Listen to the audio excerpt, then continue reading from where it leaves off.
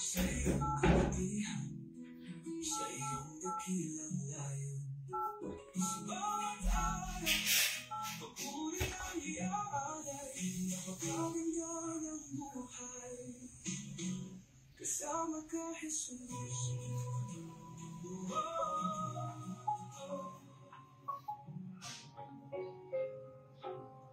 Kay daming nais sa mundong ito, kay daming bagay na kumukuko, yaman at tangan, kapangyarihan, ngunit ako'y walang kapuluhan. Sa puso ko'y may isang sigaw, hindi kayang buuan ng anak. Ikaw ang tunay kong hangarin, Jesus, ikaw ang tanging ligayang aliw. Sa iyong lamang puso'y sasamba, ang yaman ko'y sa iyong pag-ibig. Ang mundo'y nag-aalok ng kasiyahan, ngunit nalilipas 6 na. Okay, God's morning mga kapatid. Sa mapagpalang umaga po sa ating lahat. Ngayon po ay araw ng Sabado at November 8, 2025 at muli sa ating daily devotion.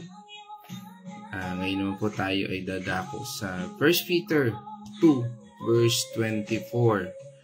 At ito naman po ngayon ay papagatan natin the cross, where sin dies and righteousness rises. Okay, mga kapatid, sa atin pong pagpapatuloy, no, at sa ating panimula, tayo po ay sasamahan ng aking partner para po sa pananalangin at pagbasa ng talatang ito. God's morning mga kapatid, tayo po ay babasa sa 1 Peter 2 verse 24.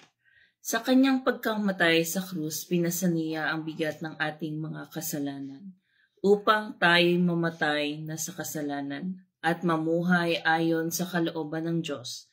Kayo'y pinagaling na sa pamamagitan ng kanyang mga sugat. Tayo po ay manalangin. O Lord, hallelujah. Lord, maraming salamat po, Panginoon, sa panibagong umaga na aming pag-aaralan ng iyong mga salita, Panginoon. Nawa, gabayan kami ng iyong banal na Espiritu upang maunawaan namin ng lubusan at tumimo sa aming puso't isipan itong mapag-aaralan namin ito, Panginoon. Maraming salamat po. At humingi po kami, Panginoon, ng patnubay, Panginoon, sa dadating na bagyo. Nawa, proteksyonan mo po ang bawat isa, Panginoon. Bigyan niyo po ng kaligtasan ang bawat isa. Maraming salamat po, Panginoon. At ang lahat po ng makakarinig ng iyong banal na salita, nawa tumimo rin sa kanilang puso, Panginoon. Maraming salamat po. Ang lahat po ng ito ay aming pinapanalangin sa pangalan ng iyong anak na si Jesus. Amen. Amen. Praise God. Isang mapagpalang umaga. At paliwanagin ko lang iba. Okay, so tayo po ngayon ay nandito sa ating binasang talata mula po sa 1 Peter 2:24, no? At tayo po ay, sabi nga ay dito po sa talatang ito, no, ay tayo ay binigyan ng liham, no, mula kay Apostol Peter, no. At ano nga ba talaga ang kagalingan ito, no? Saan nga ba, ano nga ba ang priority ng Panginoon, no? Sabi nga po dito ay si Apostol Peter ay nagsulat sa bawat believers, no, na nahihirapan, no, at patuloy na pinaalalahanan, reminding them na ang suffering ng ating Panginoong Hesus, no, sa sa krus, no ho, ang ultimate example ng pag-ibig at sacrifice, no ho. Dito binigyan din po niya na ang ating Panginoong Hesus mismo ang nagdala ng kabayaran ng kasalanan natin para palayain tayo at bigyan ng bagong buhay sa Kanya. No? Let's break down po, no? Atin pong himayin ang talatang ito. No? At bago po yan, basahin ko po muna doon sa Amplified Version. Ano? Sabi dito, He personally carried our sins in His body on the cross. Ito po ay hango sa Amplified Version. Sabi doon, willing offering Himself on it as on the altar of sacrifice so that we might die to sin, no? Becoming immune from the penalty and power of sin and live for righteousness. For His wounds, you who believe, sa bawat nanampalataya, have been healed. Dito po sa talatang ito, sabi doon sa unang bahagi, no? He personally carried our sins in His body on the cross. No, ito talagang sabi nga ay although napakaganda ho ng ng pahayag dito at mensahe ng Panginoon, no? Ay marami pa ring sabi nga too good to be true, no? Ang pagkakaunawa dito, no? Kaya nga po sabi doon, ano ba yung personal? Ano, ito po ay hindi generic, no? Balit ginawa mismo ng ating Panginoong Hesus, specific para sa iyo at para sa akin, no? It's personal. Siya mismo bumaba rito bilang Panginoon at tagapagligtas. Meaning to say, siya ay Diyos, subalit siya ay pinili niya maging tao, no? Kaya nga po ay siya ay 100% na Diyos at 100% na tao, no?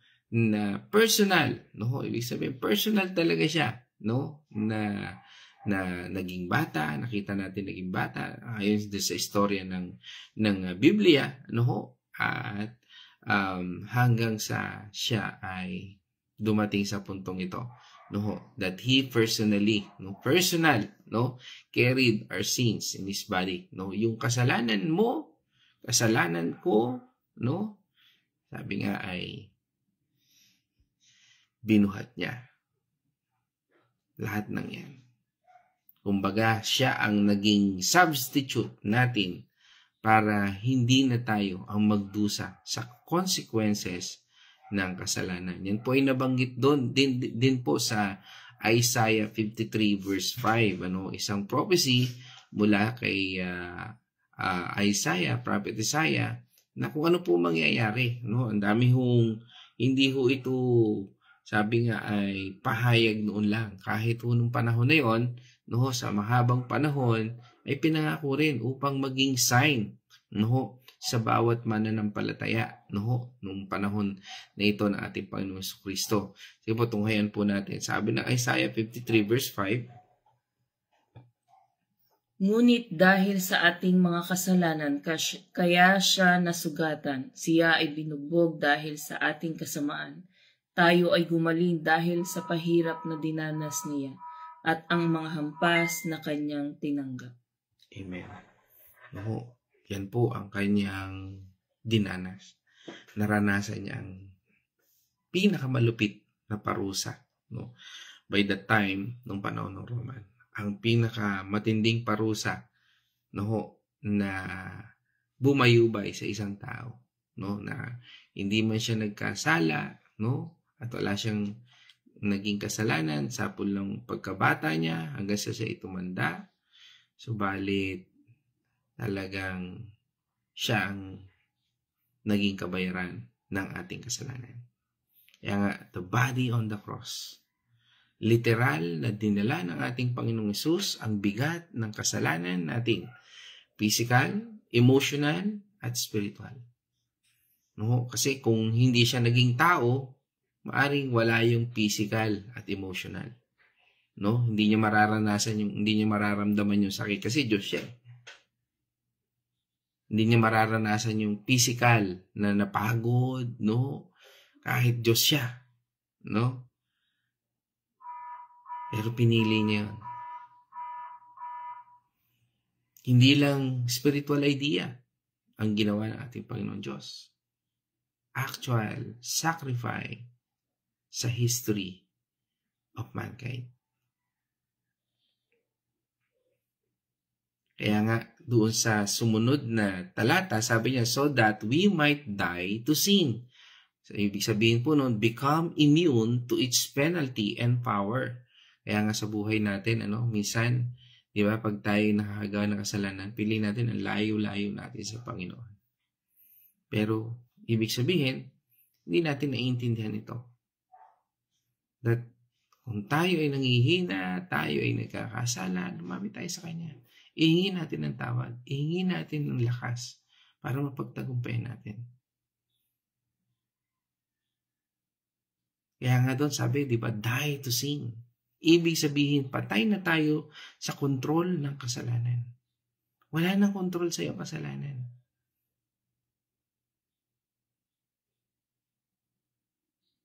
Sabi nga, before Christ, alipin po tayo ng kasalanan. Sabi nga rin ni Apostol Pablo doon sa Romans 6 verse 6. Alam natin na dati nating pagkatao ay naipako na sa krus kasama niya upang mamatay ang ating kasalanang pagkatao at nang hindi na tayo maalipin pa ng kasalanan. Amen. Tayo po ay kasama ng ipinako 2,000 years ago. Kaya nga nung tinanggap natin ating Panginoong Kristo, yung ating mga kasalanan ay nahugasan ng dugo ng ating Panginoon. At dahil yun sa krus, sabi nga,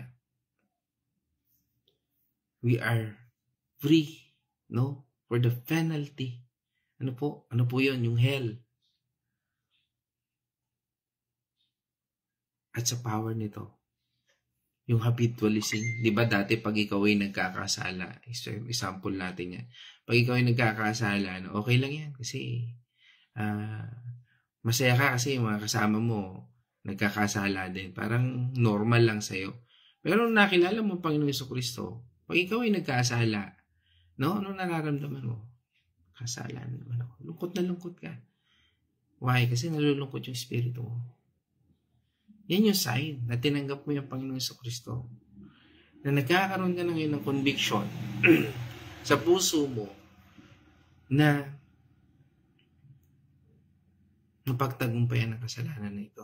Hindi dahil sa kakasarili mong kakayahan. Kaya nagre-rely ka na ngayon sa salita ng Panginoon Diyos. Lord, paano ba ako mababago?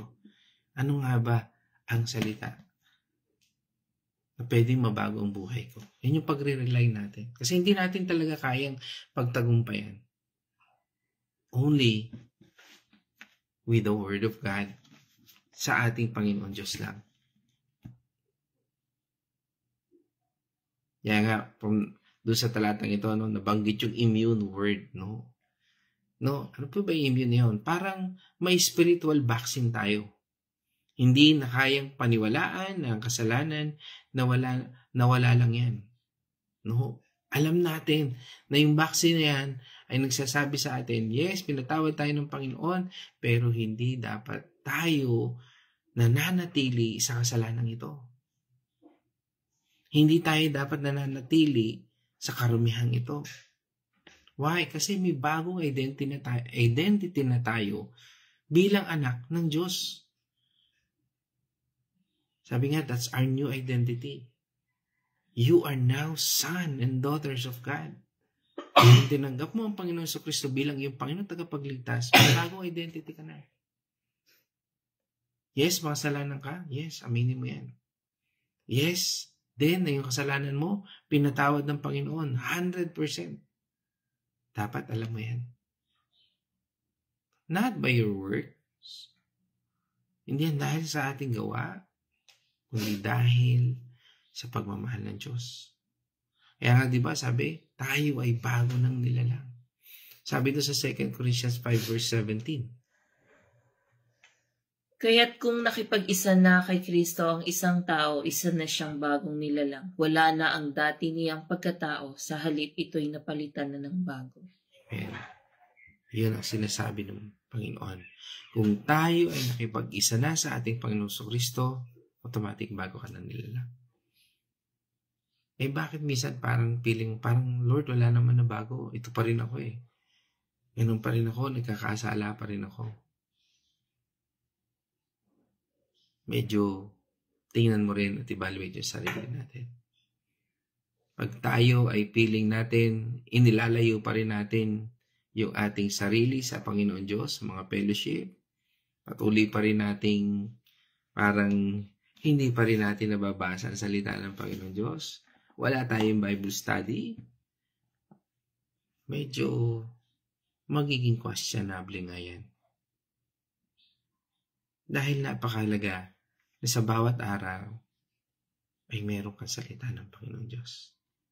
Hindi ka pwedeng mabuhay sa sarili mo lamang. Kailangan mo ang salita ng Panginoon Diyos. Diba kaya nga, nung tinukso ni Satan, no? Sabi niya, sige nga, kung talagang ikaw ay niyang Diyos, gawin mong bato ang tinapay na yan. Ano sagot ng Panginoon? It's written. Hindi lang sa tinapay nabubuhay ang isang nilalang, kundi sa kanyang salita. At kapag tinanggap natin ang ating Panginoong Hesus, hindi na tayo yung dating tao na alipin ng kasalanan. Parang software update, diba yung mga cellphone natin nag-update, no? Binubura na ang lumang sistema nito, no? Ano po yung lumang sistema yan? Kung i-apply natin sa ating buhay, yan po yung kasalanan, kahihiyan, pagkabulok, at ito po yung pinapalitan ng bagong identity. Yan nga po yung nabanggit natin, na tayo'y anak na ng Diyos.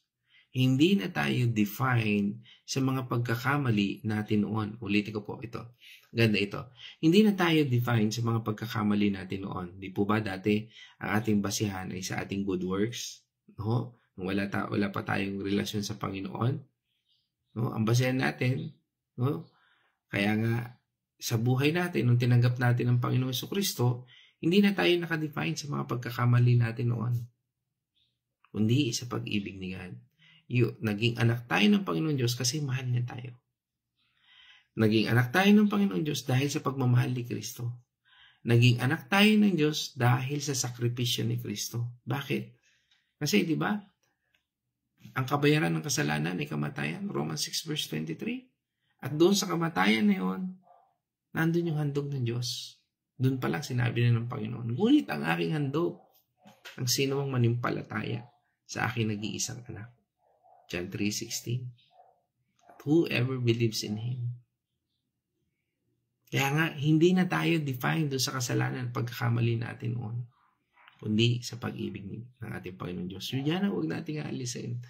We are being righteous because we accept Jesus Christ as our Lord and Savior. We believe na siya ay tao, naging tao, at 100% Diyos sa buhay natin. Huwag na po tayo magpa-apekto sa sinasabi ng iba o sa nakaraan. Again, you are new creation. Bagong tao ka na. Kung tinanggap mo na ang Panginoon Jesucristo, you are now a son of God.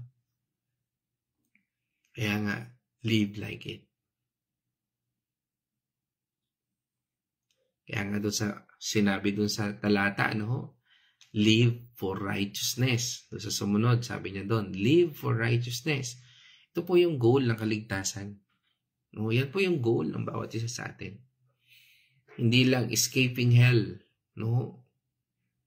Kasi nga po kami ay nasa series din ng eschatology, yung end times. No? Ang aming natapos na kabanata ay ang Revelation chapter 9. At on Monday, kami po ay nasa Revelation chapter 10. No? Doon na pag-aralan namin yung kahalagahan ng ating Panginoong Jesucristo bilang ating Panginoon at tagapagligtas. Bilang kordero, bilang alay, no? At bilang tatak. No? Tatak sa langit. Kaya nga, Dahil dito, binayaran ng ating Panginoong Jesucristo ang kasalanan. At tayo naman po ay, no, sabi nga ay na-empowered ng Holy Spirit. Kaya nga po, dapat po magbunga ang righteous living natin. No? Kaya nga po, sabi din sa Galatians 2 verse 20, no? Hindi na ako ang nabubuhay ngayon, kundi si Kristo na ang nabubuhay sa akin. At habang ako'y nabubuhay pa sa katawang lupa, mamumuhay ako sa pananalig sa anak ng Diyos, na umiibig sa akin at naghandog ng buhay para sa akin. Amen. Sabi niya, hindi na akong nabubuhay, kundi si Kristo na. At yan yung tinatawag nating righteousness rises dahil sa krus. Na habang namatay ang kasalanan, bumangon ang bagong pagkatao natin na gustong sumunod sa Diyos. Diba? Romans 8:5 sinabi rin yan no? Dahil nung tayo makasalanan pa, diba? Romans 5:8, no? Na minahal niya tayo. Hindi niya tayo minahal dahil mabuti na tayo, nagagawa na natin, hindi. Kasalanan pa tayo noon Tinanggap tayo ng Panginoon Diyos. Kaya nga, unang hakbang ng kaligtasan ay tanggapin si Kristo. Aminin na tayo ay makasalanan. Repent. And even up to now, nakagagawa pa rin tayo ng kasalanan. At hindi ito lisensya. Kaya nga yung guilt na meron tayo sa tuwing nagagawa natin yung kasalanan, it's also the grace of God na nagpapaalala sa atin na mahal tayo ng Diyos. Kaya tayo nakakabalik sa Kanya. Kaya tayo nakakapaglingkod sa ating Panginoon Diyos. Not to abuse His grace, but to fight this battle. Itong spiritual battle na ito. Yan yung pagbangon natin sa bagong pagkatao natin.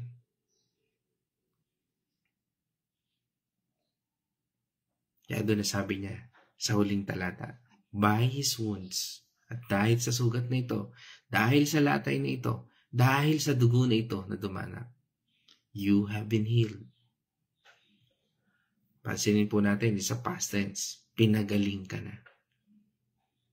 No, healed, hindi siya healing, hindi siya heal lamang, healed.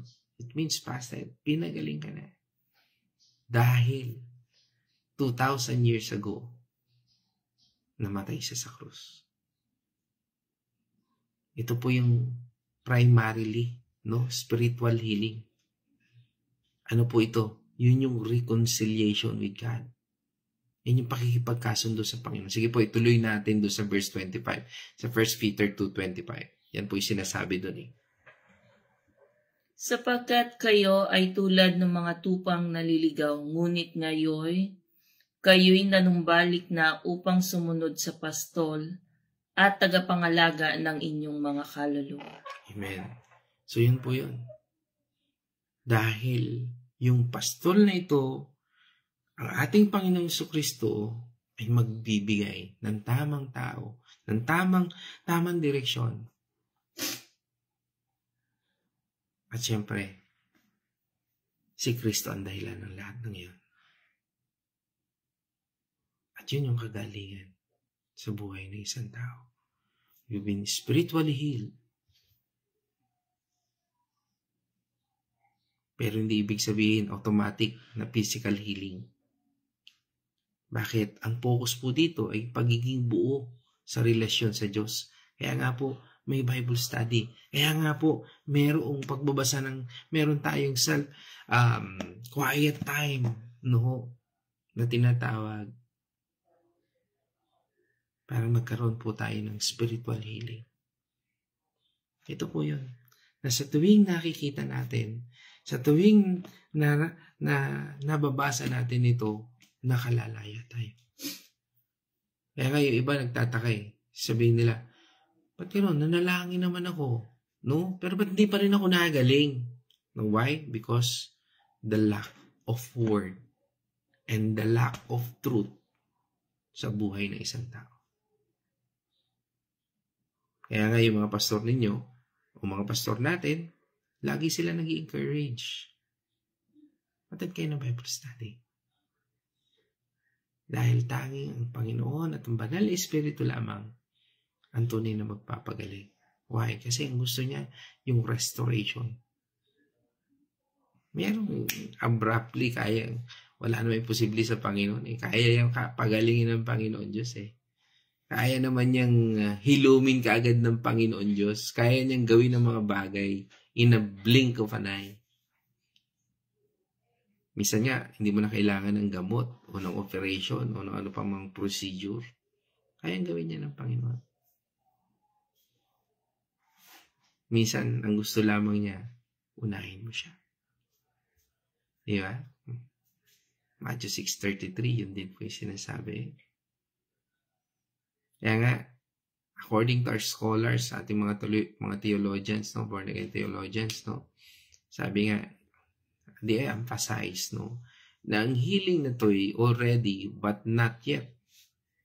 It means fully na mangyayari sa pagbabalik ng ating Panginoong Hesus, pero ngayon, may kapayapaan na tayo sa Kanya. Na kahit ano man ang mangyari, hindi man mangyari, meron ka kapayapaan, Lord. I trust you By His will. Minsan, di ba, even kahit nga si Apostol Pablo, may thorn in the flesh. Meron siyang sakit na hindi pinagagaling ng Panginoon. Kasi, pag yan ay nawala, mananahan ka ulit sa sarili mong kakayahan. Mas lalo ka mapapahama.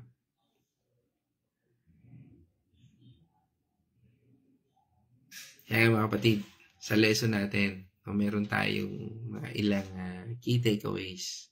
Mga apat na key takeaways. Ano po ito? O sabihin natin mga aral na natutunan natin sa talatang ito. Una, ang ating Panginoong Hesus ang nagbayad. Ibig sabihin, libre na tayo. We are free indeed. Malaya na tayo. Kung tinanggap mo na ang Panginoong Jesucristo bilang yung Panginoon tagapagligtas, ay malaya na tayo. Hindi na kailangan magbayad ng good works. Religiosity. Hindi na po yan. Yung parang iniisip natin na gagawin ko ito kasi para maging mabawasan man ang kasalanan. Lagi natin naririnig yan. Hindi ho Kasi nung tinanggap mo ang Panginoon Jesucristo, nabayaran na yung kasalanan mo. Hindi po yung totoo na pag sumimba ka, ay nababawasan yung kasalanan mo. Hindi ho. Ang katotohanan po noon, pag sumasamba ka, umaten ka sa mga gawain, nagkakaroon ka po ng kalakasan. Nauunawaan mo, nabubuksan ka na ngayon doon sa tinanggap mong kaligtasan. Kasi the more na lumalayo ka sa Panginoon, nagiging prone ka sa sin. Kasi wala kang covering Para kang sumugod sa ulan nang wala kang payo. Kaya nga, o para kang nasa gitna ng bagyo, pero nandun ka sa taas ng bubong kasi puro baha. Pero kung may covering ka, nakandun ka sa isang matatag na tore. Sino yun? Ang ating Panginoon Hesus. Kaya nga po, hindi na kailangan natin magbayad ng good works.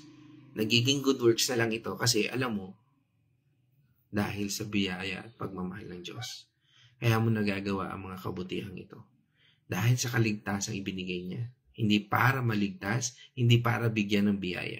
Magkaiba po. Ibig sabihin, done na ito sa krus. Ang kaligtasan ay free gift. Sabi nga sa atin, di ba? Ephesians 2 verse 8 and 9.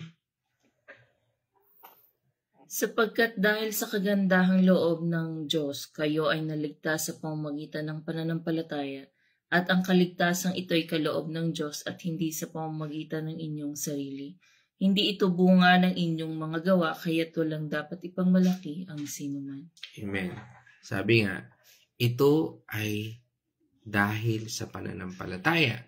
Hindi ka magkakaroon ng pananampalataya kung hindi ka nagbabasa ng Biblia. Kaya nga imposible na maunawaan mo ang kaligtasan ito kung hindi mo ito binubuklat at binabasa. At siyempre, isinasabuhay.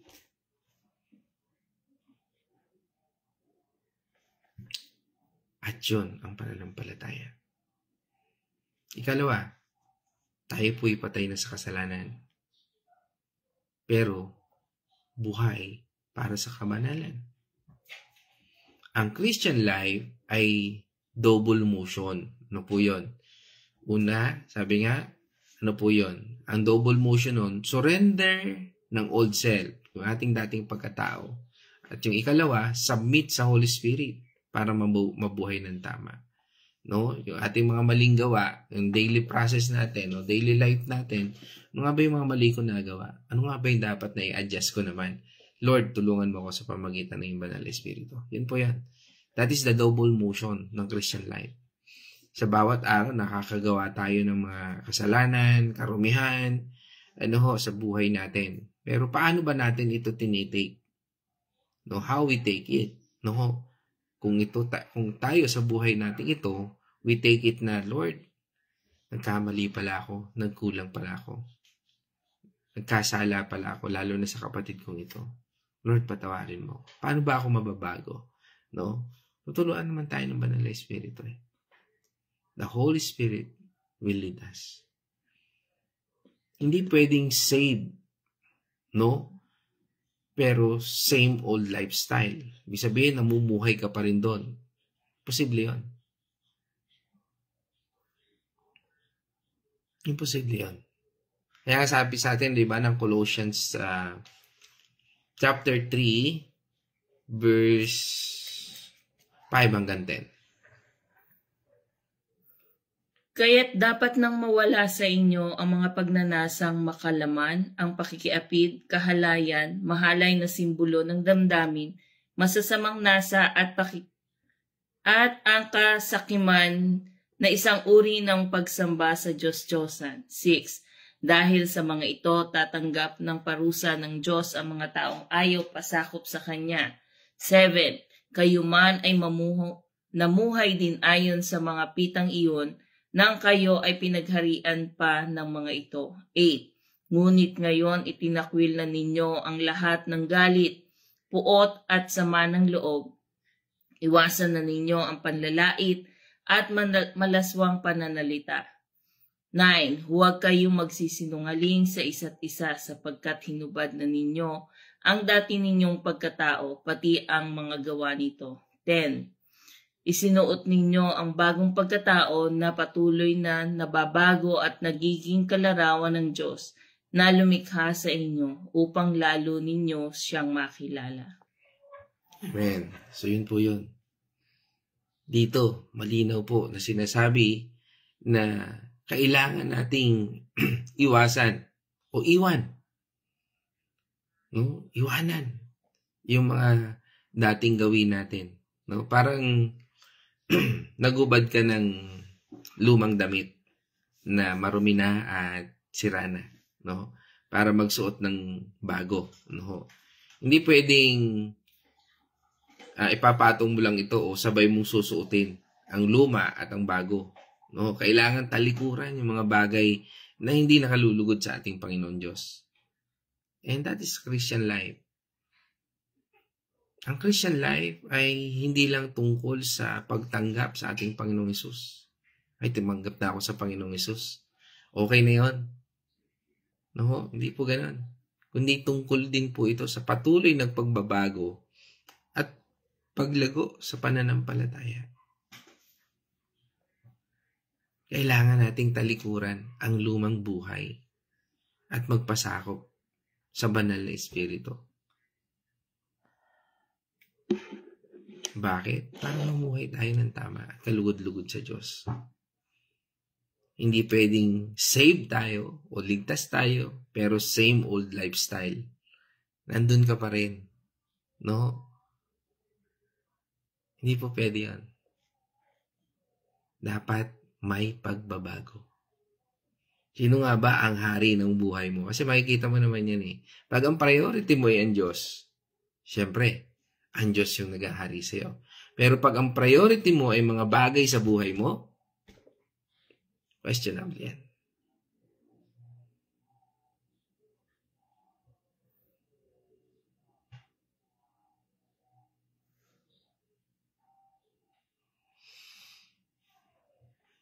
Yung hindi ka nagkakaroon ng time kay Lord, paano yung pastor? Kailangan ko po maghanap buhay sa ibang bansa o ganito. Ibang usapan po yan. Pero hindi naman ibig sabihin na wala ka ng time para magbasa ng Biblia. Di ba? Wala ka ng time para manalangin, magpasalamat sa Panginoon Diyos. Para kumustahin ang pamilya mo, alagaan yung pamilya mo. Dahil po yan ay lahat bayaya sa atin ng Panginoon. Lahat yan ay pinagkatiwala sa atin ng Panginoon. At through that, makalalapit tayo sa Panginoon. At ang krus, ang turning point natin. Yan ang point number 3 din natin. Ang krus, ang turning point. Ano po yung ibig sabihin nun? Ibig sabihin, doon namatay ang kapangyarihan ng kasalanan. Kaya nga when always remember yung cross. The cross itself. Kasi yung cross is representation na binayaran doon ng Panginoon ang ating mga kasalanan. At doon rin nagumpisa ang kapangyarihan nating mamuhay ng may purpose at purity.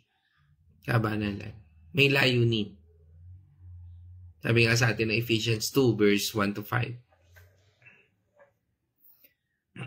Noong unay patay kayo dahil sa inyong pagsuway at mga kasalanan. 2. Sinusunod ninyo noon ang masamang takbo ng mundong ito at napailalim kayo sa prinsipe ng kasamaan, ang espiritong naghahari sa mga taong ayaw pasakop sa Diyos. 3. Ang totoo, tayong lahat ay dati ring namuhay ayon sa ating laman at sumusunod sa masamang hilig ng katawan at pag-iisip, kaya't ang ating likas na kalagayan, kabilang tayo sa mga taong kinapupuutan ng Diyos. 4. Subalit napakasagana ng habag ng Diyos at napakadakila ng pag-ibig niya sa atin. 5. Tayo'y binuhay kasama ni Kristo noong tayo'y mga patay pa, dahil sa ating pagsuway, naligtas nga kayo dahil sa kanyang kagandahang loob. Amen. Yun po yun.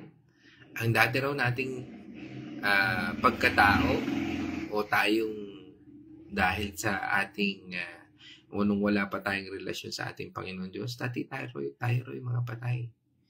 Bakit? Dahil sa kasalanan.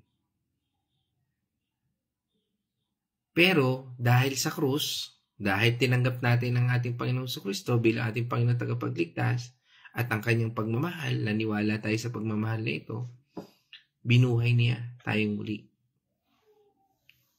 Nakasama ng pagkabuhay ng ating Panginoong Jesucristo. Kaya nga wala siyang doon sa tomb niya, there's empty tomb. Ibig sabihin, yung kanyang pagiging tao, ay nandun sa langit. Sapat para doon sa pagiging tao niya na lahat ng kasalanan, lahat ng kasalanan na ating nagawa ay siya nagbayad. Dahil merong alay sa langit. Sino yung alay? His body.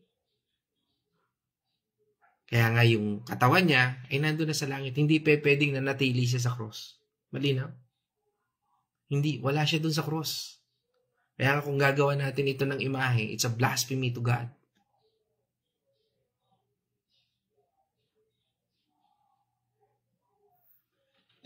Dahil yung krus na yun, bumaba siya doon, nabuhay na muli. Hindi siya nanatili sa krus. Hindi yung krus na yun ang naging simbolo ng kanyang pagkamatay.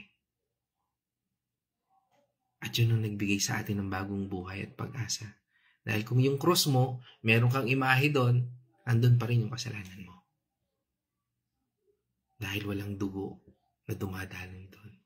It's only an image, an art, a painting. It's not a pure blood. At ito yung turning point natin mula sa kamatayan patungo sa buhay. Ang krus, ang turning point sa buhay natin. Dahil dito, nabago ang pagkatao natin, ang focus natin, at ang kapalaran natin. At ang buhay natin. At dahil sa krus, nagkaroon tayo ng bagong simula at bagong pag-asa sa ating Panginoong Jesucristo. Kaya nga sa uli, ito po yung tinatawag nating healing na higit pa sa physical. Kasi minsan ang disappointment ng isang tao, pag pinag-pray, hindi siya gumaling. Bakit kaya? Naging question. Minom naman siya ng gamot. No? Pero yung healing po na ito na sinasabi dito sa ating scripture ngayon, ay mas malalim pa. Mas malalim sa ginawa ng ating Panginoong Hesus. Ano po yun? Inayos niya ang root cause ng lahat ng brokenness. Ano po yun? Yung separation natin sa ating Panginoong Diyos. Kaya pag binabanggit natin ang talatang ito, doesn't mean na physical healing. But it is a spiritual healing. Ibig sabihin, yan yung pagkahiwalay natin sa ating Panginoong Diyos. Sabi nga sa atin, di ba, ng Matthew 9 verse 2? Pagdating doon, dinala sa kanya ng ilang tao ang isang paralitikong nakaratay sa higaan. Nang makita ni Jesus ang kanilang pananampalataya, sinabi niya sa paralitiko, "Anak, lakasan mo ang iyong loob, pinatawad ka na sa iyong mga kasalanan." Pansin-pansin, ano ho? Bakit hindi sinabi ng Panginoon Diyos, pinagaling ka na? Di ba? Nung dinala yung paralitiko, para gamutin. Pero kaiba yung sagot ng Panginoon. No, bago pa man pagalingin ni Jesus ang paralitiko sa physical na paraan, ano po yung ginawa niya? Pinatawad muna niya ang mga kasalanan nito. Dahil sabi nga, hindi tayo makapaglilihim sa Panginoon eh. Ano ho? Kaya nga ipinakita dito na mas importante ang spiritual healing kaysa sa physical healing. At ang kasalanan,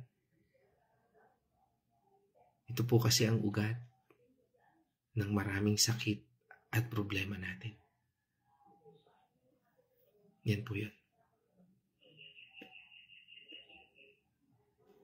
Ang healing na higit sa physical ay tungkol sa pagpapatawad ng kasalanan, paglayo mula sa mga gapos na ito, at pagbibigay ng bagong pag-asa. Ito ay healing na nakakaapekto sa ating isipan, sa ating puso, at sa ating soul, ating kaluluwa. At ito po ay nagbibigay sa atin ng tunay na kapayapaan at kalayaan. Kahit may sakit o problema, peace with God, ang kapayapaan sa ating Panginoon Diyos, ang pinakamalaking healing ng buhay natin. Mga kapatid, sa akin po magtatapos, kapag nahihirapan ka, tandaan na ang krus ng ating Panginoong Hesus ang proof na mahal tayo ng Diyos. At may purpose ang lahat ng ating pinagdadaanan. Ang suffering mo ngayon, hindi po yan pointless. Kundi para ipakita ang glory niya sa ating buhay. Kaya sabi sa atin ng 1 Peter 4 verse 13, Sa halip, magalak kayo sa inyong pakikipagbahagi sa mga paghihirap ni Kristo upang maging lubos ang inyong kagalakan kapag nahayag na ang kanyang kadakilaan. Amen. At malalapit na po ang kadakilaan niya. Dahil nakikita na natin ang mga senyales na malapit nang dumating ang ating Panginoon. Kaya maging handa po tayo at patuloy na magbahagi ng salita ng Panginoon Diyos. At dahil dyan, tayo naman po ngayon idadako sa Uwenis Reflection. God's morning muli mga kapatid. Dito po ay dadako tayo sa reflection ko. Dito po sa 1 Peter 2:24 ay nagpapakita ng lalim na pag-ibig ng Diyos sa atin. Sinasabi nito, siya mismo ang nagdala ng ating mga kasalanan sa kanyang katawan sa ibabaw ng kahoy upang tayo palibhas ay patay na sa mga kasalanan ay mabuhay sa katwiran na dahil sa kanyang mga sugat ay gagaling tayo. Sukdulang sakripisyo ang ibinigay ni Jesus sa ang kanyang buhay upang bayaran ang ating mga kasalanan. Ito ay nagpapakita ng walang kapantay na pag-ibig at pagmamalasakit ng Diyos sa atin. Sa pamamagitan ng sakripisyo ni Jesus, tayo ay pinatawad sa ating mga kasalanan. Ito ay nagbibigay sa atin ng bagong pagkakataon na magsimula at mamuhay ng ayon sa kalooban ng Diyos. Ang mga sugat ni Jesus ay nagdudulot ng paggaling sa ating mga puso at kaluluwa. Sa pamamagitan ng kanyang pagdurusa, tayo ay nakatanggap ng kagalingan at kapayapaan. Dito sa ating napag-aralan ay nagbibigay sa atin ng pag-asa. Sa kabila ng ating mga pagkakamali, mayroon tayong Diyos na handang magpatawad sa atin at nagmamahal sa atin. Ang pag-ibig ng Diyos ay hindi lamang isang konsepto, ito ay isang katotohanan na nagbabago sa ating buhay. Sa pamamagitan ng pag-unawa sa sakripisyo ni Jesus, natutunan nating tanggapin ang kapatawaran at pagmamahal ng Diyos. Ito ay nagbibigay sa atin ng lakas upang ipagpatuloy natin ang ating buhay ng naaayon sa ating Panginoong Hesukristo. At sa lahat ng ating pinagdadaan ng pagsubok, alam natin na hindi tayo nag-iisa.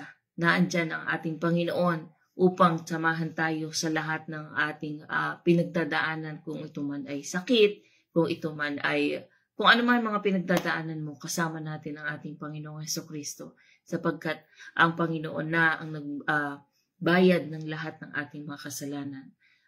Sabi nga po dito sa ating napag-aralang ito ay isang paalala na ang pag-ibig ng Diyos ay walang hanggan at walang kondisyon. Ito ay isang pag-ibig na nagbibigay ng pag-asa, kapatawaran at pagpapagaling sa ating mga buhay. So, yun lamang po. Maraming salamat po at mag-ingat po tayong lahat at napakalakas po ng bagyo na dadating. At patuloy po tayong manalangin para sa kaligtasan ng bawat isa. God bless po. Amen. So, pero hindi ako amen doon sa malakas na bagyo. Amen ako sa kaligtasan ni Lord. Okay. At sa himala ng ating Panginoon Diyos na kaya niyang lusawin, kaya niyang pigilan, no? Pero in His will, ano man yung kanyang kalooban. At patuloy ako nagtitiwala, o tayo nagtitiwala na lahat ng ito ay may purpose, no? Ang ating Panginoon Diyos. At ngayon naman, tayo po ay dadako sa ating mga partners online, o mga kapatid online na matyagang nakinig. Yung iba ay matyagang nag-share ng ating daily devotion, no? Upang maipalaganap din, no? Yung sineshare natin sa iba nating kapatid, no?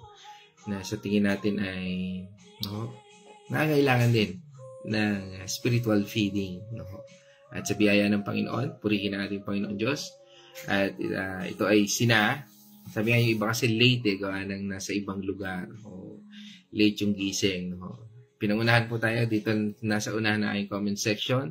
Ang aking magandang ina, yan. At mula dyan sa Santa Rosa, Laguna, ingat po kayo dyan, ma. No? At ang aking mga pamangkin, aking kapatid, yan. No? At yan, si Corazon, Getgano Mercado, isang mapagpalang umaga sa Getgano Mercado. Yan. At mula naman sa kapatid natin dyan sa Pampanga, no? Ingat kayo dyan, no?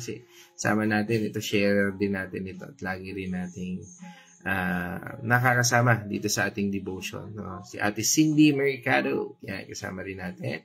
At ito rin, syempre, kasama rin lagi natin, no, si Pastora Fe, no? At batiin na natin ang Andal, Artillaga family. Yan, God's morning po, Pastora Fe. Yan.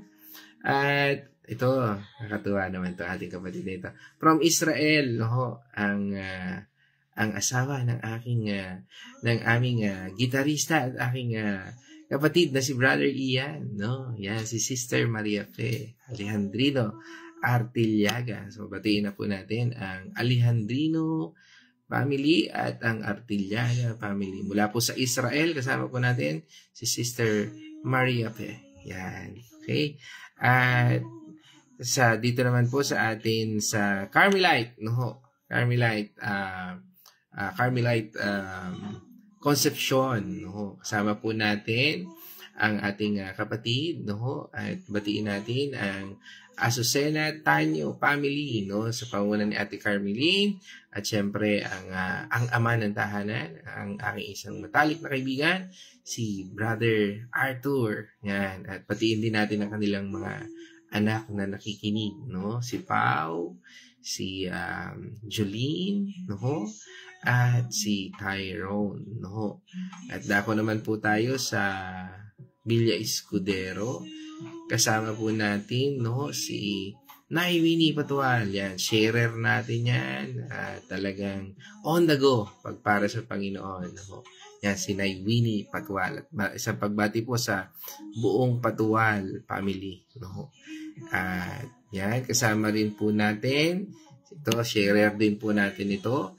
Si Ate Nela Nonoso, at batiin natin ang Nonoso family at ang buong pamilya nila, no? Kasama diyan sila Kuya Tony, no?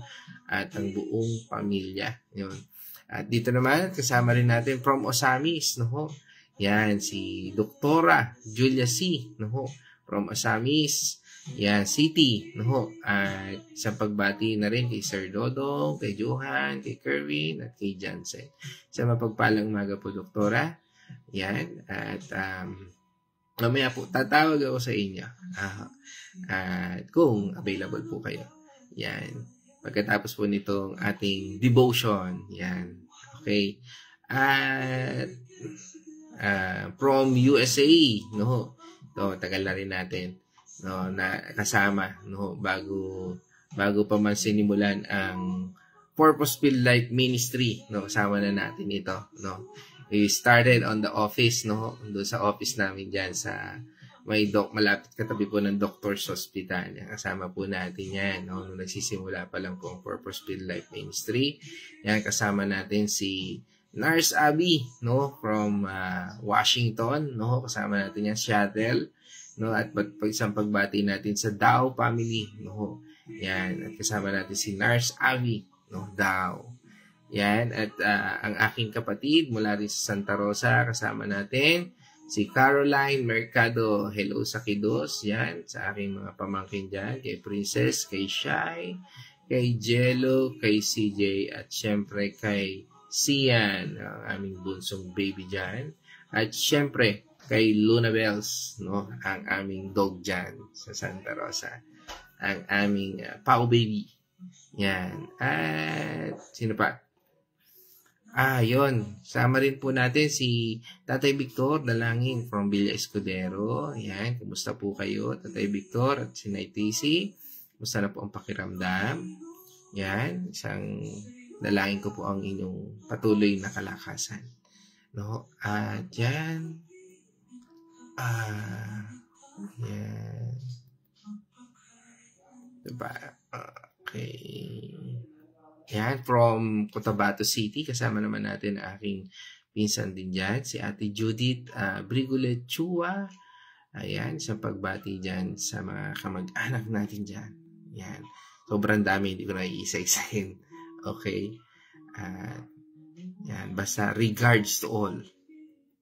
Yan, at ang ating birthday girl, bukas, happy birthday, Nayad na. Birthday po niya bukas. Yan, kasama natin from Liliw, Laguna. Bukas. O ngayon ba? Next week. Next week, okay. So, yan. Kay Nay Edna, yan, happy birthday. And next week pa pala. Next week pa ba? Okay. Yan, happy birthday. At yan, from Liliw, Laguna. Yan, kasama po natin si Nay Edna Arosena. Yan. Okay. At God bless po. Yan. At yan, mula naman sa, hindi ko lang alam kung nakalabas na sila ng hospital. No? Ito si Kuya Chris Santo Artillaga. No? Si Kuya Chris, no? Sa mapagpalang umaga po, Kuya Chris. Yan, siyempre, nandiyan din si Ate Marta. No? Nanay Gori na rin. No? Diyan sa pagbati na natin kung nasa ospital o nasa Bulaking Chaong na. Yan, at kasama rin natin from Dubai, no? Ito ating kapatid, si Sister Marife Patual. Yan, siya mapagpalang umaga rito from the Philippines. No? Diyan sa Dubai ay gabi, no? Good evening, diyan. O Masa Alkea. Yan. Diyan. At, okay. Ayun. Sabi dito ni Sister Marife, salamat po sa biyaya ng Lord dahil tinubos niya po tayo sa ating mga kasalanan. Amen. No. Yan. Purihin. Yan. Sino pa ba? Ayun. Wala na po. Dito sa aking comment section, baka meron akong nalimutan na naman. No? Okay, so purihin natin Panginoon Diyos at dyan po tayo magtatapos. At kung may nalimutan tayo, no, bago matapos po ang awiting ito, pakimension lang po. Baka may nalimutan ako dyan. No? At we're signing off after po matapos ang ating background song. At dahil dyan, let us shout, the shout of victory. Christ has died. Christ is risen. Christ will come again. And together, we are for Christ. Again, God's morning, everyone. For a moment, let's enjoy the background song. Binago mo ang buhay ko mula sa dilim patungo sa liwanag. Pinalaya mo, oh Jesus. Sa kapos ng kasalanan at hirap ngayon sa'yo ako'y lubos. Binigyan ang bagong simula. Binago mo ang buhay ko. Ikaw ang Diyos na nagligtas sa baon. Oh Jesus, salamat sa buhay na binago. Sa pag-ibig mo wagas, ako'y tumutugon ng buong puso. Okay, signing up, mga kapatid. Patawad, Panginoon, God's morning, everyone. sa